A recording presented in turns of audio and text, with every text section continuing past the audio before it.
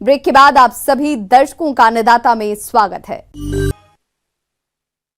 अपने प्रदेश में अरहर की खेती बहुत से किसान भाई करते हैं। उनकी फसल इस समय बढ़वार की अवस्था पर है और इस मौसम में फसल पर कई तरह के कीट और रोगों का प्रकोप भी होता है, जिससे फसल खराब होने पर अरहर के उत्पादन में कमी होने लगती है और किसानों को आर्थिक नुकसान होता है। तो आपके सामने इस तरह की समस्या नहीं आए, इसके लिए अरहर की फसल में कीट और रोग नियंत्रण किस प्रकार से करें, इसकी जानकारी दे रहे हैं विषय विशेषज्ञ आयुष सिंह परिहार। आज आपके सामने अरहर के बारे में जानकारी देना चाहता हूँ। वैसे किसान भाइयों, आप सभी जानते होंगे कि आप लोगों ने अभी अरहर बोई हुई है और इसमें कई रोग और कीट भी अटैक करते हैं, यानी कि उसके ऊपर प्रभाव डालते हैं, जिससे हमारी फसल बहुत बर्बाद हो जाती है और कभी कभार हमें मुनाफे से ज़्यादा नुकसान उठाना पड़ता है। तो हम सबसे पहले बात करते हैं अरहर में पहला रोग लगने की। तो सबसे ज़्यादा प्रभाव डालने वाला रोग होता है उकठा रोग। इसका मुख्य कारण होता है फ्यूजेमिया, एक तरीके का फंगल इन्फेक्शन है जो कि बार बार फसल लेने के कारण उत्पादित हो जाता है। अब ये फसल में धीरे धीरे करके पेड़ों की जड़ों को खाना चालू करता है। इसमें जड़ें हरे डार्क ब्राउन कलर की हो जाती हैं और पेड़ मुरझा जाता है, सफ़ेद और काली लकीरें बन जाती हैं। पौधा इसमें पनप नहीं पाता है और निढाल हो जाता है और इसकी जो जड़ें रहती हैं वो सब गलने लगती हैं और धीरे धीरे पौधा सूख कर मुरझा कर टूटने लगता है। तो किसान भाइयों, इससे सबसे पहले बचने का सबसे अच्छा और किफ़ायती और आसान तरीका ये होता है, जो उकठा रोग का जो पौधा होता है उसको ज़मीन से मट्टी सहित उखाड़ के और कहीं दूर ले जाके, जहाँ आपका खेत नहीं हो वहाँ उसको अच्छी तरीके से जला दो, ताकि ये फंगस दूसरे पौधे को इन्फेक्ट ना करे। अगर ये पौधा अगर दूसरे बाजू वाले स्वस्थ पौधे के बाजू में रहेगा तो ये स्वस्थ पौधा भी खराब हो जाएगा। इसलिए ऐसा हर बार ध्यान रख के करते रहना चाहिए। इस बीमारी से बचने के लिए रोग रोधी जातियां जैसे JKM 189, C11, JKM 7, BSMR 853, आशा आदि का चयन करें। उन्नत जातियों के बीजों को उपारिक करके ही बुवाई करें।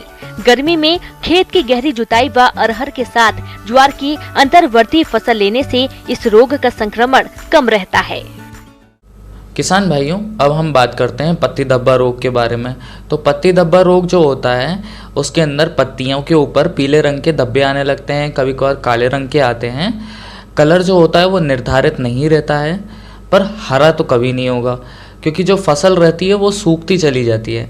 ये रोग भी फसल को सुखाने वाला ही रहता है। इसमें भी मृदा का न्यूट्रिशन चला जाता है और फसल के अंदर पानी ऊपर चढ़ना कम कर देता है। धीरे धीरे ये भी पेड़ सूखता चला जाता है। इससे बचने के लिए होडोप्लस जिनेवा का प्रयोग करेंगे और 1:1 रेशियो रख के ही इसका यूटिलाइज करेंगे। इससे हमारे जो फसल है उसके अंदर न्यूट्रिशन भरपूर मात्रा में पूर जाएगा और फसल सूखेगी नहीं।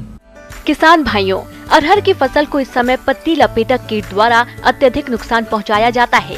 यह कीट अरहर के पौधों की पत्तियों को लपेटकर जाला बनाता है और उनको खुरच कर खाता रहता है, जिससे पत्तियों का क्लोरोफिल कम हो जाता है और पौधे अपना भोजन नहीं बना पाते, जिसकी वजह से फसल कमजोर हो जाती है और उत्पादन में कमी आ जाती है। इसलिए आप इस कीट की पहचान कर रासायनिक नियंत्रण के लिए ट्राइजोफॉस दवा की 1.5 मिलीलीटर मात्रा को प्रति लीटर पानी के हिसाब से घोल बनाकर छिड़काव करने से इस कीट का नियंत्रण आसानी से किया जा सकता है। किसान भाइयों, अब हम बात करते हैं फलीभेदक मक्खी की। तो फलीभेदक मक्खी जो होती है वो अक्सर उन्हीं लोगों के पास अटैक करती है जिनके पास मवेशियों होते हैं और ये मवेशियों के थ्रू आती है। इसे जंगली मक्खी के नाम से भी जाना जाता है और ये प्रभावशाली इस प्रकार होती है कि जब ये फसलों के ऊपर आती है तो बैठती है तो ये अपने लार्वा को साथ छोड़ के चली जाती है। तो ये लार्वा जो होते हैं वो पनपते हैं उसके ऊपर और जो अपने जो दाल रहती है उसको वो खाना चालू कर देते हैं और ये ज़्यादातर क्लोरोफिल को ही खाते हैं। और इससे बचने का एक सबसे अच्छा सुझाव होता है कि हम 0.5% का यूटिलाइज़ करेंगे 35 सीसी का, और इसको प्रति लीटर के हिसाब से हम इसको पूरे फसल के ऊपर छिड़क देंगे, और ये हमारी फसल को बहुत अच्छी तरीके से बचा लेगा। इसके अलावा अरहर की फसल में जैसिड और सफेद मक्खी नामक रस चूसक कीटों का भी प्रकोप होता है। यह कीट फसल की पत्तियों और कोमल टहनियों और फूलों से रस चूसकर नुकसान तो पहुंचाते हैं ही साथ यह कीट विषाणु जनित रोगों को भी फैलाने का काम करते हैं। इसलिए आप इनके नियंत्रण के लिए इमिडाक्लोप्रिड दवा की 1 मिलीलीटर मात्रा को 3 लीटर पानी के हिसाब से घोल बनाकर छिड़काव करें। किसान भाइयों, अब हम बात करते हैं पॉट बोरर की।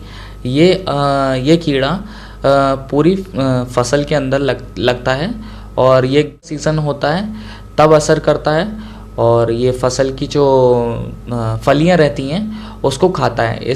जब ये फसल की फलियों को खाता है तो फलियों का आकार भी बदलने लगता है। इसको सबसे अच्छी तरीके से ख़त्म करने का तरीका होता है कि ये आपको अगर स्टार्टिंग में दिख रहा है तो हाथों से निकाल दीजिए। जो पॉट बोरर होता है हम उसको पूर्ण रूपेण ख़त्म करने के लिए इंडोक्सा कार्ब का इस्तेमाल करेंगे। 1.5 ml प्रति लीटर के ml से यूटिलाइज करके हम उसको पूरी तरीके से ख़त्म कर सकते हैं। आगे और भी हैं खेती बाड़ी से जुड़ी हुई बहुत सी रोचक जानकारियां। यहां रुकेंगे एक छोटे से ब्रेक के लिए।